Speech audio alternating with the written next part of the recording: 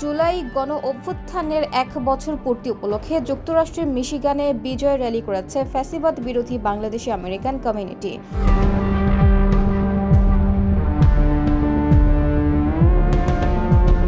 রাজ্যের হ্যামট্রিক সিটিতে গত রোববার বিকেল 7টায় বিজয় র্যালি শুরু হওয়ার আগে সংক্ষিপ্ত সমাবেশে কোরআন তেলাওয়াত করেন হাফিজ মমিনুল ইসলাম।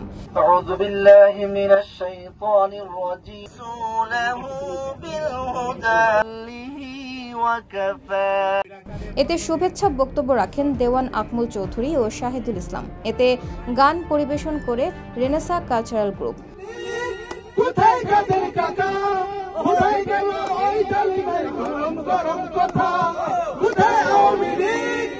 পরবর্তীতে সিটি হল থেকে শুরু হওয়া র্যালি ইয়েমেন স্ট্রিট হয়ে জসোকম্পো, ক্যানিফ ও কনেন্ট রোড প্রদক্ষিণ শেষে পুনরায় সিটি হলের সামনে গিয়ে শেষ হয়। এতে দলমত নির্বিশেষে সবাই অংশ নেন। বিভিন্ন প্ল্যাকার্ড, ব্যানার ও স্লোগানে মুখর ছিল সিটি হল। উল্লেখ্য, 2024 সালের 5 আগস্ট বাংলাদেশে ছাত্র জনতার ঐতিহাসিক গণ অভ্যুত্থানে শেখ হাসিনার পতনের পরপরই যুক্তরাষ্ট্রের মিশিগানে অনুষ্ঠিত হয়েছিল বিজয় মিছিল ও মিষ্টি বিতরণের উৎসব। এবছর সেই ঐতিহাসিক দিনটিকে স্মরণ করে আয়োজিত হয় বিজয় র্যালি।